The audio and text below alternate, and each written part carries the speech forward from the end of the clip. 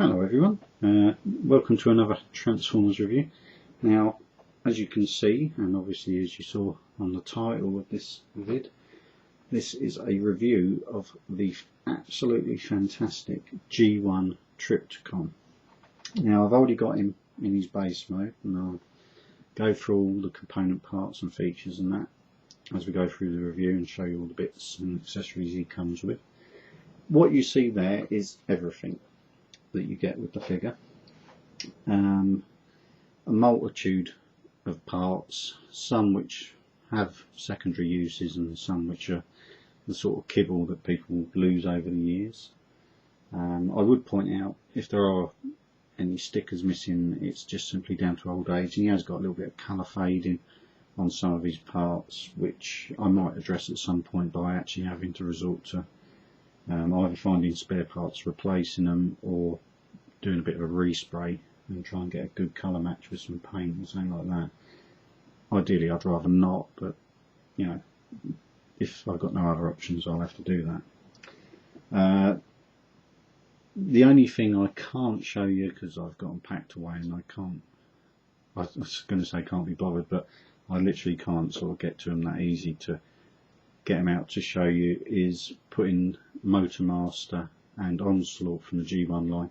They've got a sort of secondary sort of base mode as almost a third mode in their transformations, and they can actually kind of connect. It basically means you just sort of sit them in position at the 2 points at the ends here and here. It's not a fantastic feature, and although it's a little bit sort of city building, it's not really showing off this figure anyway. So if you want to see what those type of modes are like, if you go and look at my reviews, I've already done those figures anyway, so you can actually see their little base mode, and that kind of just sort of adds on to this for a little bit more play value, because of course this guy came out in 1986 along with all the combiners, and sort of was kind of like their sort of Scramble City, the equivalent of Metroplex at the time, and of course Metroplex is this guy's nemesis in the cartoons. Yeah, that's about all I'm going to go into just at this point, before I start the review. As an actual play set, and as ultimately, as you'll see, as a figure, this guy is fantastic. For the sort of bots that were coming out in 1986, this was Hasbro's kind of finest hour in the G1, along with the likes of Scorponok and those sort of figures. They actually put a bit more effort and a bit more imagination into actually creating these figures, and as these figures were later into the line, these were actually built as Transformers rather than the early G1s, which were of course were Diaclone and Microman sort of lines that they sort of brought out and just repackaged. Anyway, just pity they don't do this sort of work these days, as Wolfgang was pointing out early on a review I saw of the Fall of Cybertron jazz. But anyway, getting to the figure. Now, he's in his city mode, as you can see. Now this does of course give you a lot of options. He's got helipads, so you can put the smaller sort of jets and helicopter transformers, such as Combaticons and that, in those sort of positions. But he's also got ramps, so of course you can put road vehicles. Talking of road vehicles, he does come with his own little one, which is a little purple car. It's just out of shot. I'll lift that back up. This is called Full Tilt, and he is not himself one of the hardest parts to get for one of these figures, but his gun is. Now this is actually a reproduction, because I wasn't going to spend £80 on a original G1 one, and to be quite honest, you can't tell the difference. I mean, it's not worth paying £80 out for a tiny gun, which is for a secondary figure anyway. So this is Full Tilt. I'll just do his little transformation, which is just about as basic as you can get. He's got his little Cybertronian sort of car mode, and you just flip that round and turn him over, and there you go, there's your little bot. Now he does have some articulation with clicking joints, but that's it. Pretty basic, but yeah, it's a nice little sort of add-on, and you can fit his gun onto his arm like so, so you can at least hold a weapon to a degree, and it just gives him another little sort of tertiary mode to add to the set. And of course you can stand him on anywhere you like round on the main base mode. But as with what I was saying with play value with this toy, because he's got his car mode, on the back of this piece here, where you can see, if I take it out of the way, the danger sign, there's a switch. Now if you pull it up, I believe it is, oh no, it's push it down, sorry. If you push it down, it lifts the ramp and full tilt drives away, and it actually works really well. He just fits in nicely down the slope. It's actually got sides so you can't fall off. A really good little feature, little fun feature, and obviously that would work with, at the time you have the Stunticons out and that as well, so of course you could launch all those from there as well. So again, great little play feature and works really well with full tilt. Now we're putting to one side because we're getting to the main base. Now it does have a few other accessories that I've sat on just because I always used to sit them on when I was playing with it rather than just have them hanging around loose, which is these guns. Now they're not specifically designed to sit in these positions, but it kind of helps keep it sort of neat and tidy. So they sit over there, but you'll notice you've got a couple of different radar dishes. Now I will bring all these parts in and show you them in detail as we go through the review, but I've got them sat in position because Trypticon is a motorised transformer, and if you flick a switch, now this is going to be noisy, you can see, you just have to give that a little flick, that's it, the radar dishes revolve on their own via a battery motor. Now it is a noisy motor, and after a while it gets a little bit grating, but for 1986 that's not a bad little feature to have a motorised little set of radar dishes. Now there is also other sort of uses to that, and I will get to that later on as well. As I say, it comes with a lot of accessories, little sort of towers that you fit on. The two ramps are a bit like Overlords in the fact that they just sit on, so if you try and move the figure, it's all a bit floppy. That's its only real downside. Now getting to its secondary mode, I'll pop these parts off for a moment. You take the ramps out of the way, and they unfortunately serve no further purpose, which is a real pain because ramps are always something that gets lost. Now you've got your basic figure there in its base mode. Now you take the back towers off, and they're just pegged in on these big chunky pegs. They can be either way round, it doesn't matter. I've sort of shown it in the way that it's sort of shown in the pictures to be displayed, but as I say, you've got a bit of initiative on where you want to put bits. You can then fold in the helipads, which I'll just lift up so you can see that they're all stickered up for what they're designed to be, which is really nice as well. Flip those shut. You then need to, I'm just referring to some drawings, so I want to get this right for everybody. You need to fold up and take off the connectors on these parts, and they just fold round like so and clip in position. So again, take off the clips. They're right and left handed as well, so if you ever need to get any of those, you need to check which one you want. I will show you those in close up as well as we go through the review. Now these parts do lock together when they want to. That's it. It's a good. No. It's been a little bit temperamental for me. There we go. Once it goes in, you know it's gone. It clicks in properly. Now, in this mode, again, it's still looking a lot like a city, but you move those parts forward to act as guns. You flick this ramp up and it locks in position, and then you flick those two guns forward. You then push down on this tower so that the danger part disappears, and you can turn that tower around like so, and that becomes, oh no, sorry, my mistake, you actually leave it in place, and that gun then can sit forward. You've also got these guns at the top which can sit forward, and one of the nice sort of parts you can do is you take those two guns, or rocket launchers, whatever you want to class them as.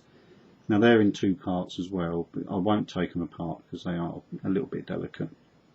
But you choose whichever one you want, and you sit those in the holes on top of those little purple towers. Just making sure they're all connected all right. And then you've got an attack base, which is supposed to be able to, if I sort of position that a little bit better. Let's see if we can get that to play ball.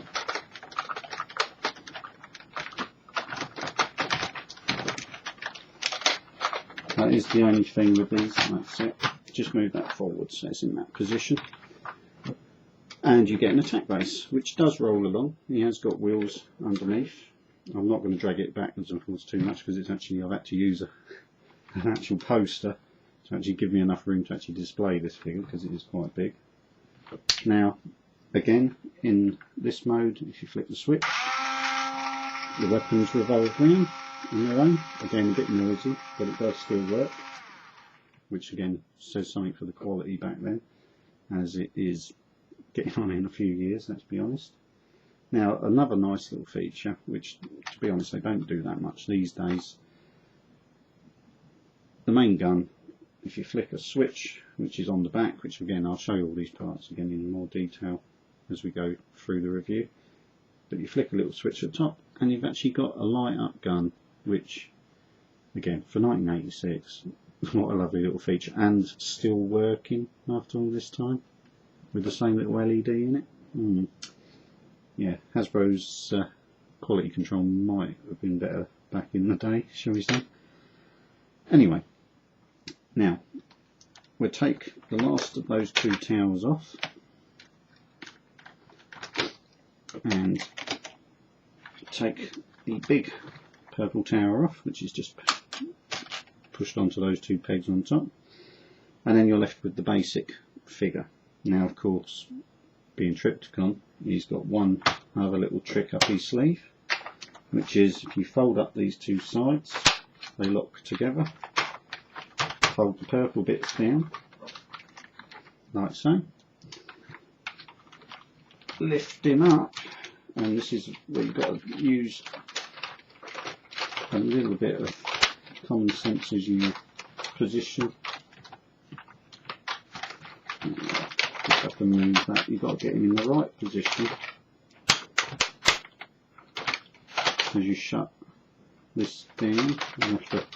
This is a little bit fiddly, but you've got to get him in the right position so you get his feet in the right place, and then turn his head round and you get one massive armoured dinosaur.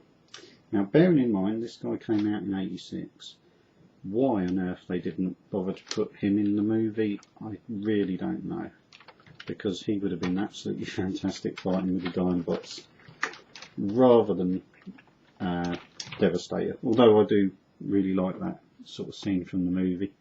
Imagine if you'd have got Trypticon fighting the Dinobots. A missed opportunity there, Hasbro, and I don't think they've ever done it. Mind you, in the scale of things, how he's actually supposed to be portrayed in the movies or in the cartoon. Sorry, he's always fighting Metroplex because they're city formers, they're huge. But yeah, I'd really like to have seen if this guy had just been scaled down a little bit slightly in this mode. Fighting the Dinobots would have been fantastic. Anyway, getting to the figure. Now, as you can see, he's got over the top shoulder cannons. You can push those in and fold them away, make it a little bit neater. The other little thing, he's got some more weapons held sort of hidden even in this mode. Lift this orange cover up and you can bring out, just by pulling it forward, a little chrome gun on his nose, and you can open his mouth and he's got some more chrome guns on the inside there as well. Now I'll give you a bit of a 360 of him. As I say, he's really nicely done. He's got chrome parts under the clear orange plastic, so even that is like a chromed orange effect. You've got lots of nice detail. Like I say, he's a little bit colour worn. That should be more brighter purple, as should the part on the back of his head. But bearing in mind his age, I can forgive a little bit of sort of like wear and tear. Great full-size Decepticon logo on his stomach area there, and yeah, fantastic figure. Now, full tilt is designed to still fit on his chest like so, so that just sort of tucks that away. Unfortunately, all the other parts do not fit onto him at this point, but they do have another little trick up their sleeve as well, which I'll get to in a minute. But the real beautiful thing what this guy does, although again noisy, if he'll work straight off the bat without fiddling for the cog positions on his legs, but if you switch that noisy motor back on again,